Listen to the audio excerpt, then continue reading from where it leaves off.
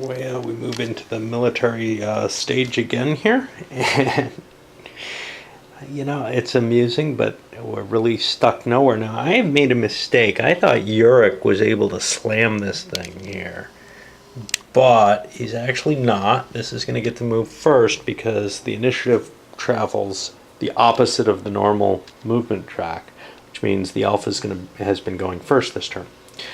Again, more production of troops. East A is growing quicker than the forces against it. This is growing faster than whatever I've got built here. It looks to me like the Necromancer would be winning easily, except for this.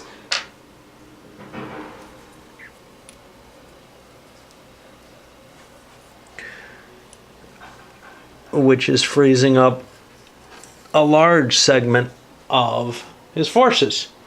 So he's fighting with, you know, a hand tied behind his back, maybe two hands tied behind his back, but still holding his own in a way that is really difficult to cope with. So I'm assuming Svartson is going to fall this turn. I don't think I can attack Solarian. I just don't have the troops.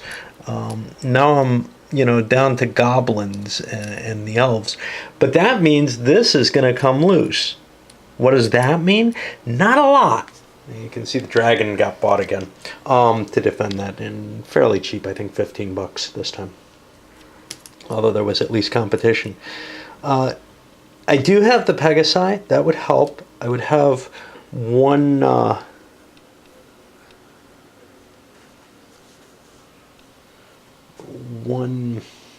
tree. If it weren't for the dragon, I might chance it, but the Necromancer's ability means that he can cycle through and get a bunch more of these things, which, you know, it ends up not really hurting him. Maybe I'm not spending enough to build up the elf's army. You can see his army just isn't growing. He's kind of going on the, well, you know, I'll go bring that up to a 6, and humans there, I can't reach with them this turn. I'll just roll on them naturally. This guy's rolling naturally too, but he's got a big 8 there, which is pretty potent. Of course, there's a camp as well, but that gets canceled out by the alignment difference. But this goes from a 6 down, well, no, it stays even because of the camp. If I have all that much money, I ought to be turning it into something. I've been used to turning it into Pegasi, but there are no more Pegasi. And that's kind of a problem that's happening here. So, like, I was only able to build 2 humans because the human stock ran out. The elves are running out. Everything's kind of boiling down to, geez, where are you going to get the, you know, what troops can you still build? I can build ogres here. Those are not bad. That's, the Imperial Guard, I think, only show up here. Giants, there are a couple of places. I should be spending the maximum, make sure I get all 3 of them next turn. It's just stupid not to build those up. I can afford it. I'm not so sure he can afford it. He's at 350. You know, he's kind of not really making the money that the elf is making. The elf is doing better than staying even, and he's got this big 500 sitting in reserve, which helps. Oh well, we'll see. Well, maybe we got the event I was looking for. The elf wasn't able to really do anything, just shifting more troops forward, more into this position. Getting some of his units on ships heading around where they might challenge the Necromancer, but now the Necromancer struck everywhere. Here against the elf, here into this area, here against the humans here. He's shifted more troops over into this position. He's got more coming down into Turku. Just his production, although it should be smaller than the Elven one, well, maybe some of his production numbers are just better, is what it comes down to. The elf could, of course, made up with that with some costs. We'll see if the elf can survive, these attacks initially. There's a slight chance, right, that he's destroyed there, isn't there? He's only got, I think, a 9 out of 10 of escaping there. if he gets defeated. And of course, if he's captured, he'll be killed. And I would say that's probably the end of it. Yorick alone isn't going to be able to face him, especially if he loses another province. On the other hand, the chances of him being captured are very low. So the question then is, can he recover? Does he have enough money to just spurn a massive production of troops and try to swamp the Necromancer, which is probably what he should have been doing already. It's just, I'm such a tightwad that it's very hard for me to spend big unless I think there's big gains to come from it. So I haven't been trying to produce everywhere the maximum possible troops that I could. I think this is an important set of attacks. So let's start at this first one here. I got 60 strength points with all these ogres packed in here, up against 8 humans, but 20 more points from the defenders, in part because the multiplier has been increased to a 4. And then leadership value, +5 for the +5 for the fortifications, +4 for this +2 leader, because Yorick doubles his leaders, right? But -2 because the ogres and undead do that. So do the effect. So I'm at +7 for Yorick, and +3 for the Necromancer. Let's see what we get here. Okay, Yorick's +7 is a 12. He's only got 8 strength points of actual troops, so that's only a +5. If he had the whole 28 that he could count, he'd get a huge bonus, but he doesn't. On the other hand, we got a +3 here, which puts us on the 8 table for 60 troops, which is +29, and it's a pretty easy victory. We can see I'm allowed 56 troops left. I'm going to take some losses there, but of course, since I won, they come back as undead. So much trouble turning this on, sometimes I fail completely. So if you ever have one where it sounds like I've been talking for a while in between and you miss something, it's probably that I didn't have it on. Helsinglar fell very easily. The 3 goblins there just weren't able to hold up. Now the goblins here are in a larger stack, since I spent magic to get my woody up, and unfortunately I'm facing undead. So actually this is a close fight. 40 for the evil player and 46 for the elf, and you could say, wow, Snot says the elf should win. Yeah, but we've seen what the Necromancer can do. If he does lose, he gets more shots in there, right? Also, the elf's at -1. He's only a +1 leader. He doesn't have anyone else with him. Oh well, he has one crappy. Whereas and he's facing undead, whereas the Necromancer's got a +2 leader in place. So this could come down to a die roll right off. And it's just strength versus strength. Well, that's a big elf roll.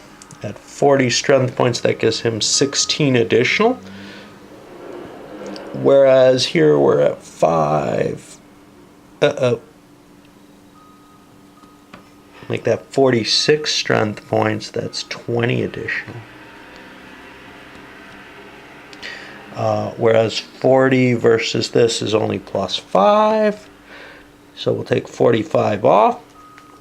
The elf's allowed to have 21 points of stuff.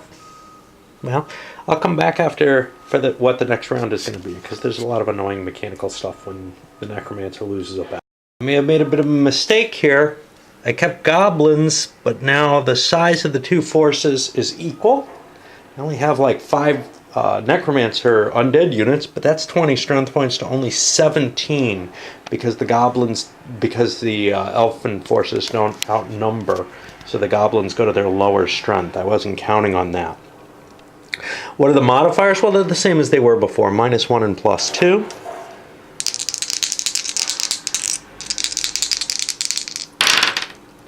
And not as good a roll this time for the elf. 3 at 17 only. Gives him no bonus, whereas +2 puts me up to 10. Oops. At 20 gives me 13 more, and you can see once again the Necromancer's power comes into play. He's got 16 units left, or 16 strength points left, which is going to be 4 of his Necromancy unit, his undead units, but he gets the other one back because he won the battle. And because this was fought in an elvish area, anything but a 0, he gets away. Alright, well, we had a 1 in 10 chance of ending the game real quick. I can put him wherever I like. I'll put him back here. That'll allow me. Actually, he's got to be with a stack of units. That's kind of a problem. Look at this. That's kind of a difficulty. Well, I get to move him next turn. He'd be at risk here, but I want to keep him there because I want to remember I want him in Glorian to build up more forces. So, there's the Necromancer's successes. And now we come to poor Uric. I don't know what he's going to do. Well, after the payments, the Necromancer is paying somewhere around 270 for his army on the field. And a lot of it's in cities that are, in garrisons, really. There's very little that's out right now, although he's paying for a lot of boats and such now.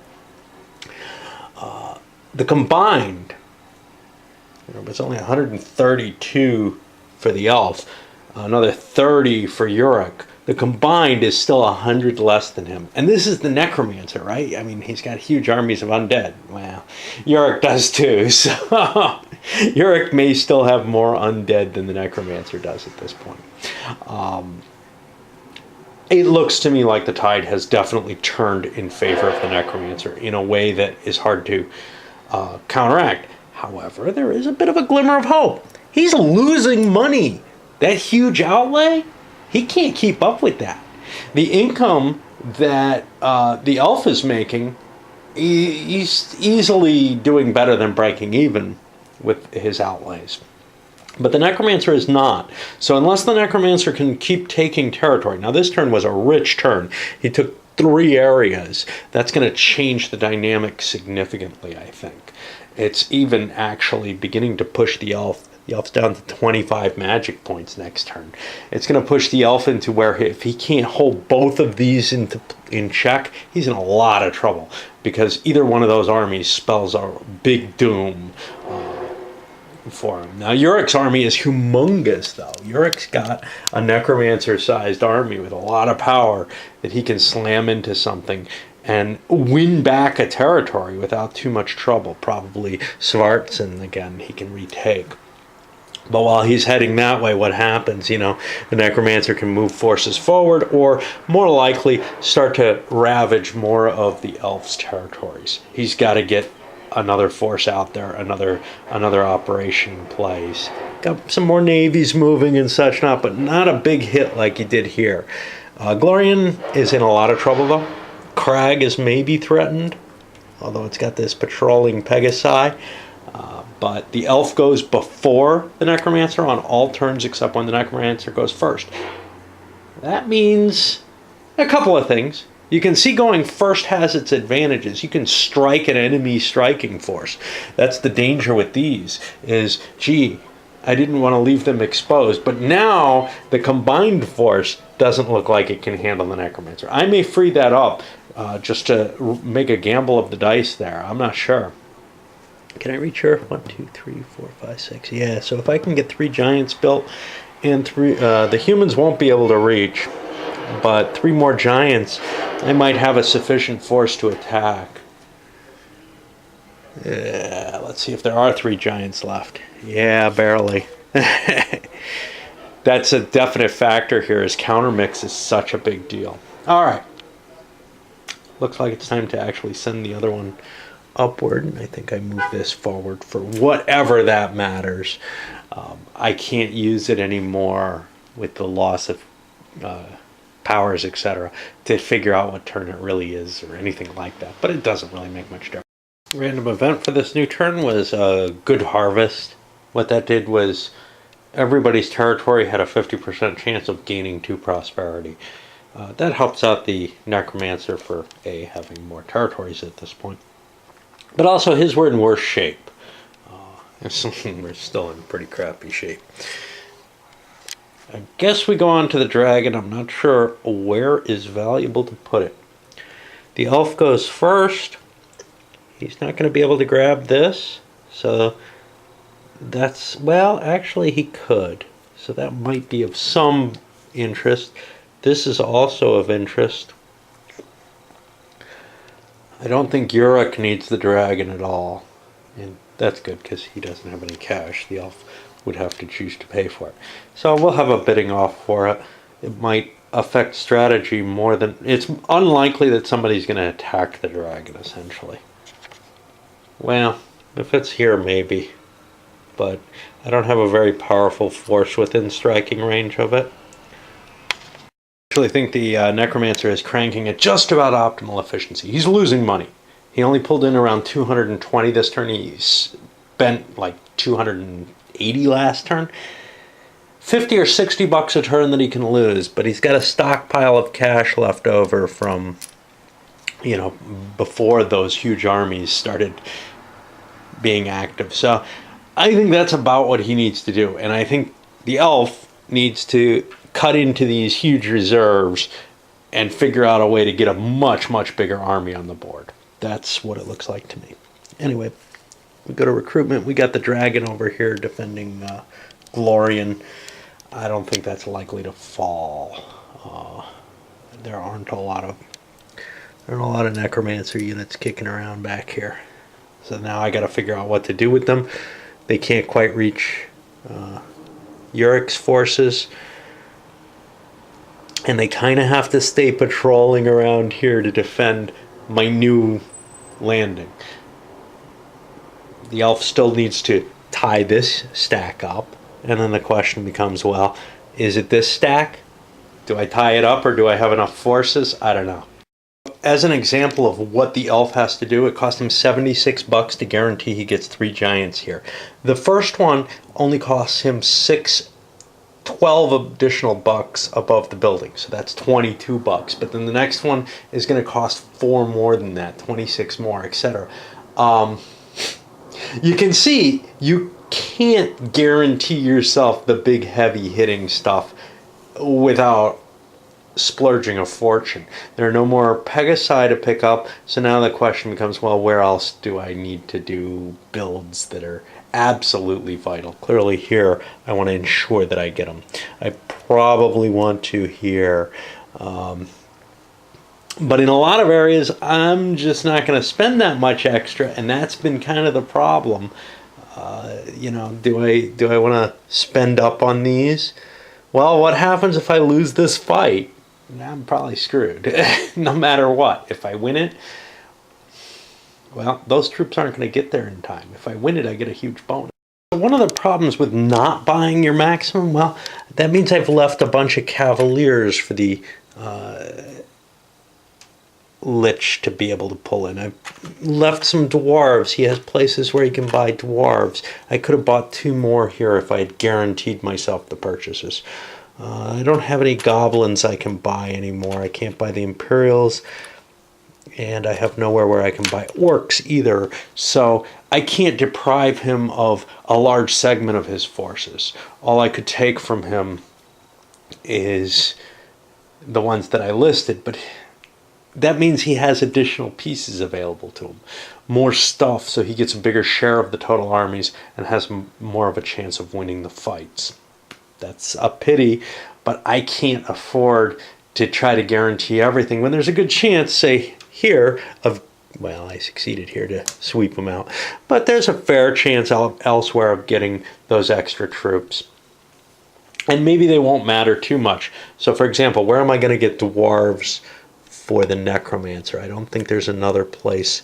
I don't think he has a dwarf production right now. So that's no big deal, even though he bought all of them that he could. But the Cavaliers do matter, and those are something that he can pick up. And after our production, the elves finally let Eastie out. They're planning on hitting it. If they can take that, it may mean they have a shot. If they can hold this, moving their navies and their other forces, they get to move first, they may have a shot. They've froze Halsinglaw. That's got a decent size amount of forces. They've pinned these guys down. They're hoping to destroy these. They think Yurik can knock something out. He can at least get Svartsen back. He goes first. He usually doesn't get to go before the Necromancer, so that's kind of a nice move. This is out of range. This is out of range. So this is kind of where we are. There's still some stuff happening on boats, shipping going back and forth and the like, but this is, you know, where it really has to hit the rubber to the road, as it were, for the elf. See if he can make. Okay, so good old Uric here takes most, but not quite all of his big stack over here. Just straight strength point comparison, we're looking at 110 to 52. Both sides have a fear factor. Actually, both sides have undead in play. I didn't want to bring my undead terribly much, but I wanted that kind of odds that I don't lose much of my force. I'm leaving some undead back here. The bonus with the undead is they suck up what the necromancer can produce in them. And that's something that only he can produce, basically. So I want to keep control of them where I have them. Okay. In terms of the area, Svartsen is a neutral area, defended by an evil player, attacked by a neutral, which means -1. Svartsen is at 22, so we're going to have 3. It's fortified, so we go up to 3 times 4 is 12 additional. So we're at 64. Now we've got potential problems here because it is the necromancer and he has his huge power. What are our pluses? Well, good old Uric's a +10. -2 puts him at +8. And this guy's a +8 because of the wall. -2 puts him at +6. So +8 for Uric gives him a 15. He's got 110, which puts him on the final chart. So he's going to get 90 extra strength points. Actually, once you go above a certain size, this 96 strength points, you're not going to get more off your die roll. Let's look at this other one. We were talking about, what, +8, +6. So he's also at 15. Now his strength was not 64. Herc. I don't remember what it was. It was 50 something.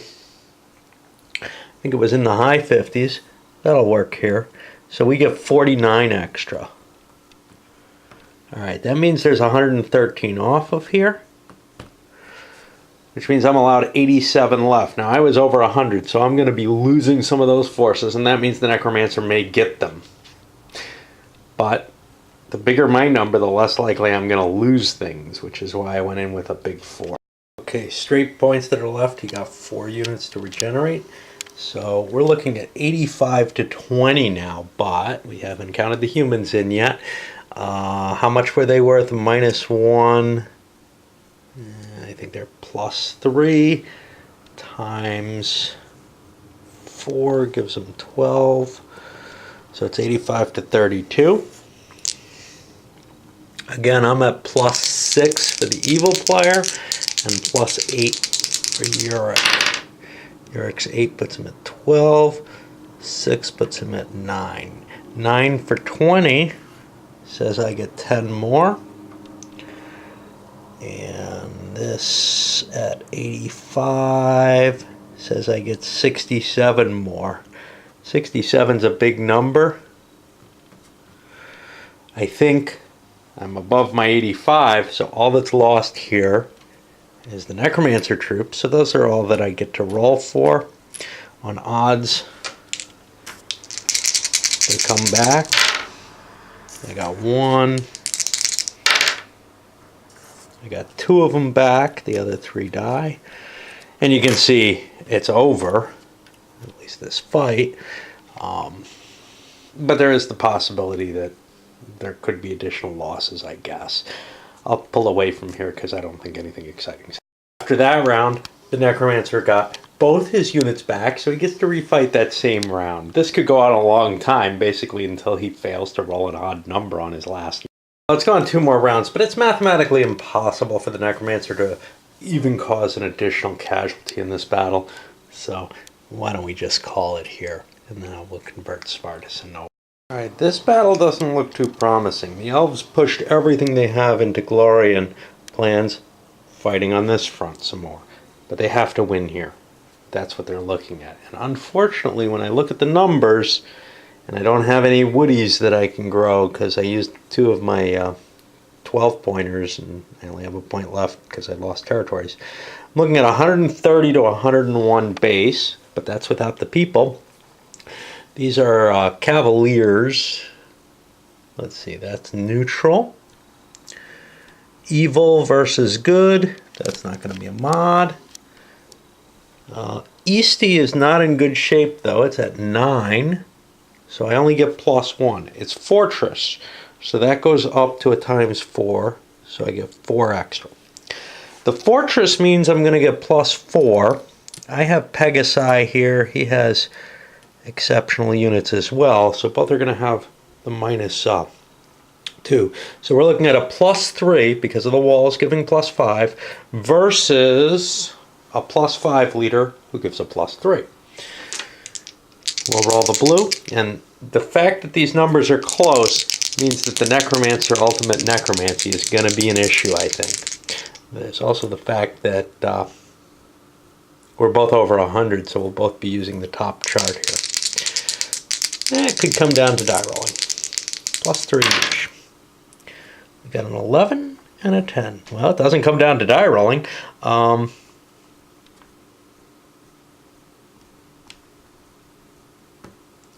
So it's 165 off. That means the elf is only going to be down to 25. The Necromancer is almost certainly going to have much, much more than that surviving out of just his stack. Plus these, he might actually end up more powerful with this fight. Except there may not be enough dead units. I can suck some out of that huge stack though. All right, let's see what. Actually got 12 troops.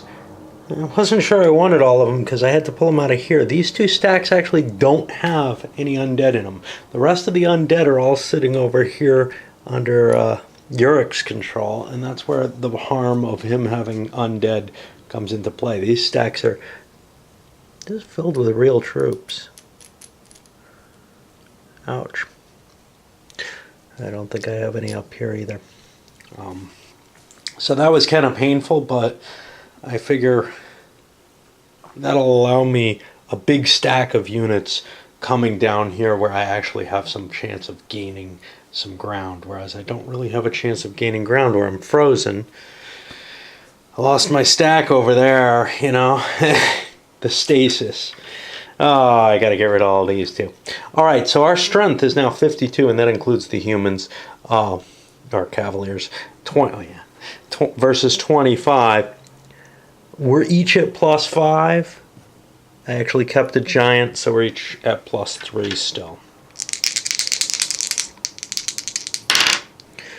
+3 for the elf is 10, +3 for him is only 4.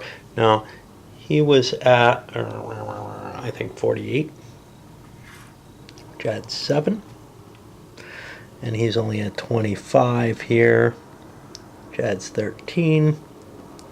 So we subtract 38, which means only 21 survived, but that's okay. I get to keep them all because I fought, right? So these go. And that unleashes a huge stack to move down and start dealing in this area. Maybe make some gains there. It's hard though because I got 2 different areas I gotta fight.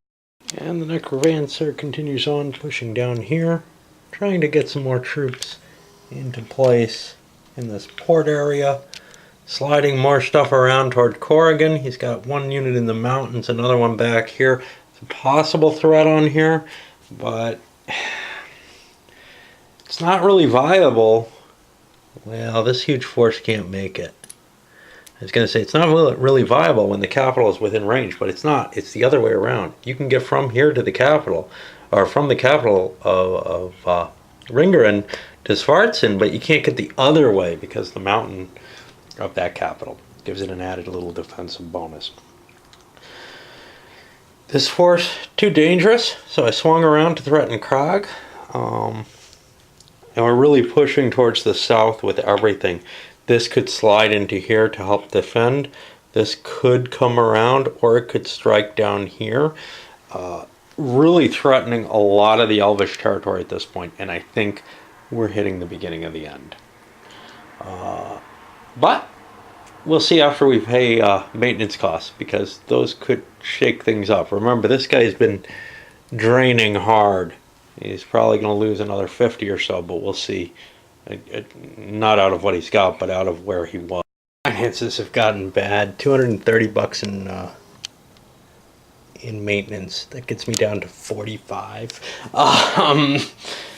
Yeah, it feels like I've by coming out, attacking in some areas, whatever, maybe gotten a little further ahead of the game in terms of that. I don't know. But it's a hard game to keep your balance. And, you know, the elf is paying about 130. He easily makes that. Add another 30 or 40 for him. 230, nah, he doesn't, you know, he comes close to that, actually. He comes close to that. So he must have been dipping pretty low last turn too, I guess. I don't know. He may have spent a lot on new units, and that may be the issue here, because that looks a lot lower than I'm used to. Well, it looks like it turned out to be winter. The random events table on a 69, dude, ends up being an ice age, a really harsh winter. Pegasus can't fly. The seas freeze. Now, of course, this happens normally in this area, but you can look at the Alessa Wrath Summer Scralla game that I covered to watch that happening. But I guess in fantasy time, 2000 BC, that didn't happen. That means that the Drakkars cannot move this turn. Boy, that's a harsh hit on the on the Necromancer, right? Maybe not, because land units, well, it only gives it for the basic game. With 2 movement points, can cross the seas. What I'm going to just do is say the seas cost 1 to walk across, and well, I guess it's not that harsh because I can leave my boat and just leave it there. And moving to the military phase. Picked up a dragon here. Shit, I forgot to roll for more critters, actually. This is really in danger. I may want to up this. This is the one area that I forgot to roll for. So let's see. 3. Make it 2 because it's evil. 1 because it's evil. 2. Ogres aren't exceptional even if they cost 10 to begin with. So base of 2, 8, 7, 6.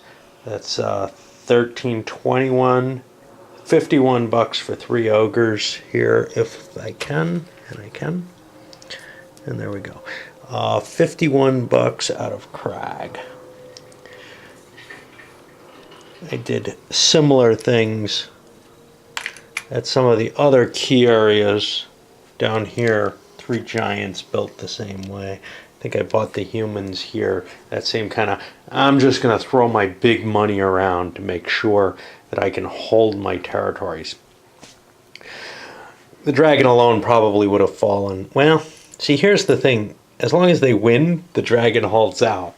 But winning might not be so clear-cut with the force he was facing. So, as it stands, well, more likely the Necromancer power can come into play if they attack, but not much to do there. Since it is that time, I got to make my decision. Where do I want to freeze? Now, this stack would kind of be nice to freeze, but he's moved into my territory. I could still freeze him, but that would, freeze my own forces.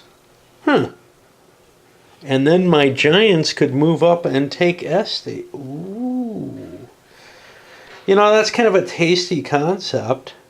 But what do I want to let loose? This or this? And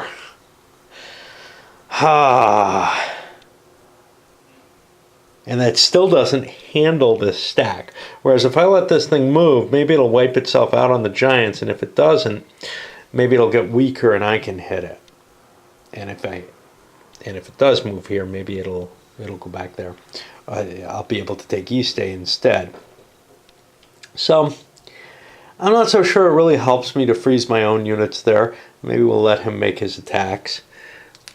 We'll hit our usual or our recent usual targets. Now that blows all my magic again, but this is the most valuable thing, and Haslinger is down 3, and this J-Land is down 3. Now you'll notice J-Land's way up there. That's because it had gotten really low because I didn't notice there's a pile of humans in there that are just fixing the land every time I hit it. There's 6 of them in there, so they're fixing it more than I'm damaging it. Anyway, that's where our magic goes there. The Necromancer's up next. He doesn't have a lot of good choices. Like I said, here, well, what am I going to defend this with? We built some walls here. Built additional walls here just to fill out the defenses.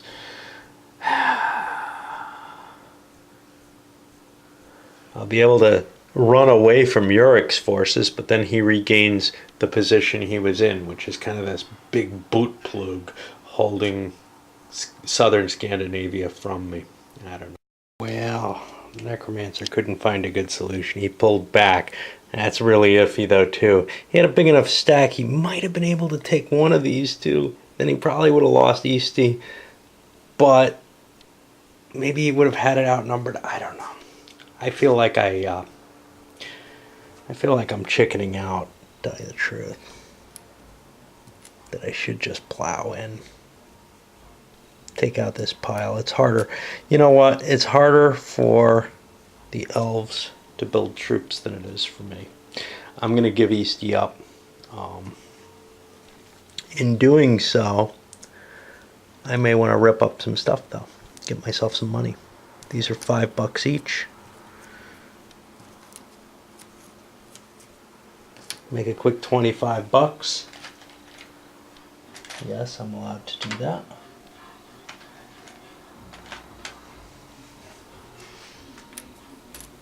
And just denude it, leave it as is, and see if I can take this. But I'm also launching an attack here, which is why I zoomed in.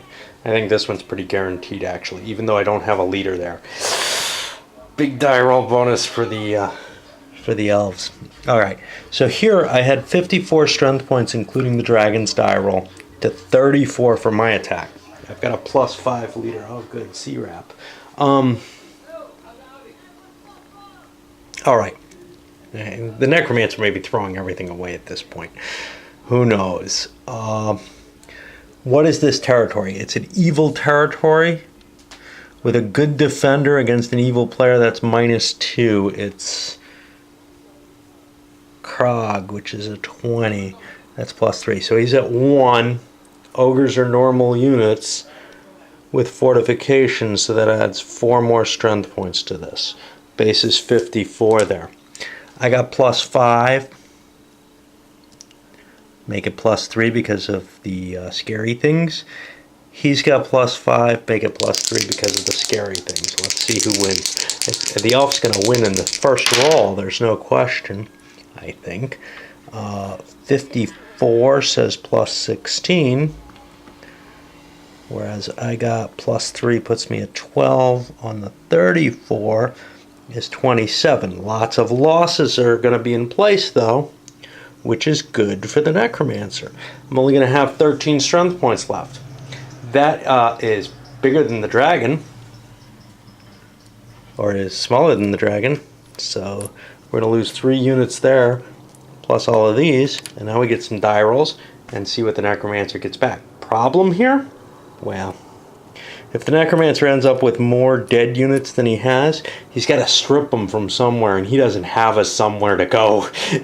They're all over here, and he needs those for that fight. Now, the ultimate Necromancy won him in both areas. That's just such a powerful power. Ooh, these guys wanted to move too.